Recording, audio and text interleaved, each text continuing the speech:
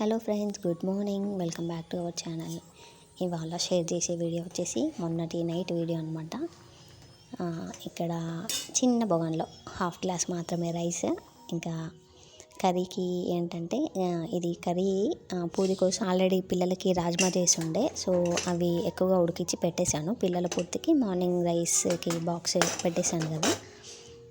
ఇక్కడ వచ్చేసి అవే రాజ్మా ఇక్కడ నైట్కి ఆఫ్టర్నూన్ కర్రీ చేసాము. ఇంకా అది సరిగా ఉడకలేదనమాట.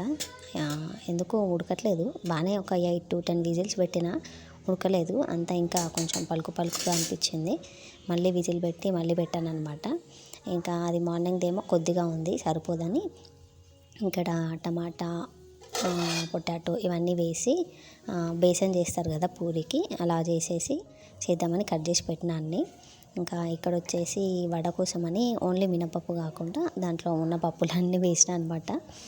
కొంచెం టేస్ట్ డిఫరెంట్గా ఉంటుంది కదా ఓన్లీ మినపప్పుకి ఇలా పప్పులు వేసి చేసిన దానికి. ఇవే అనమాట నేను కర్రీ చేసింది రాజ్మా. ఇవి వైట్ రాజ్మా, ఇంకోటి బ్లాక్ కూడా పొడువుగా ఉంటాయి కదా, అవి ఉన్నాయి కానీ అవి వేయలేదు. మరి కలర్ కొంచెం వాటి పొట్టు కలర్ అంతా కొంచెం బీట్రూట్ కలర్ లాగా ఉంటుంది అనమాట. మొత్తం కలర్ చేంజ్ అవుతుందని ఇంకా ఓన్లీ వైట్ రాజ్మా వేసిన, బ్రౌన్ వేయలేదు. ఇంక ఇక్కడైతే పూరి ఎట్లా చేస్తున్నంటే పెద్దగా చపాతీలాగా చేసి ఇలా కట్ చేసి చేస్తానన్నమాట. ఒక్కొక్క పూరి చేసిన దానికి ఇలా చపాతీలాగా చేసి కట్ చేసిన దానికి కొంచెం టైం తొందరగా అయిపోతుంది. సో అందుకని మ్యాక్సిమం ఇట్లనే వేస్తా. అదే ఎవరైనా ఉన్నారనుకోండి ఇంట్లో, లైక్ అదే రిలేటివ్స్ కానీ ఎవరైనా వస్తే రౌండ్గా చేసి పెడతాను. ఇంట్లో వాళ్ళకైతే మాత్రం ఇట్లనే వేస్తా. ఎప్పుడు రౌండ్గా అయితే చేయను, మ్యాక్సిమం చేయను. ఎవరైనా ఉంటే మాత్రమే రౌండ్గా చేస్తాను. ఇట్లయితే ఫాస్ట్గా అయిపోతుంది. సమ్మర్లో అయితే ఇంకా త్వరగా అయిపోతుంది అన్నమాట హీట్కి అట్లా.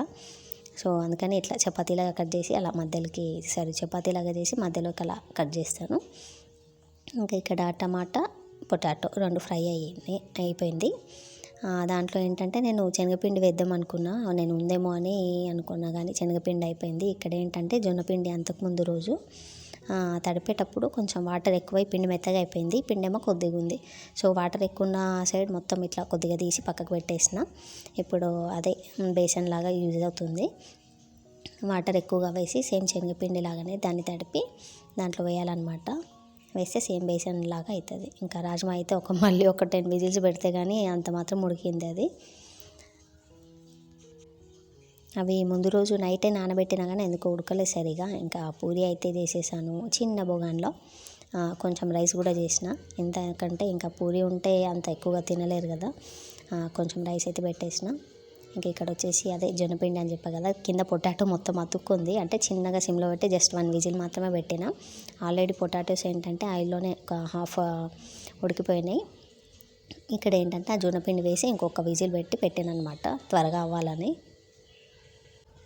ఈ కర్రీని అసలు ఎవరు కుక్కర్లో చేయరు, కాకపోతే నేను పొటాటో వేసాను కదా, సో అది త్వరగా ఉడకాలని చెప్పి నేను ఇలా కుక్కర్లో వేసి జస్ట్ 1 విజిల్ అట్లా వేసి పెట్టిన. చివరిలో దింపేటప్పుడు కొంచెం ధనియాల పొడి, కొత్తిమీర వేసి దించేసాను.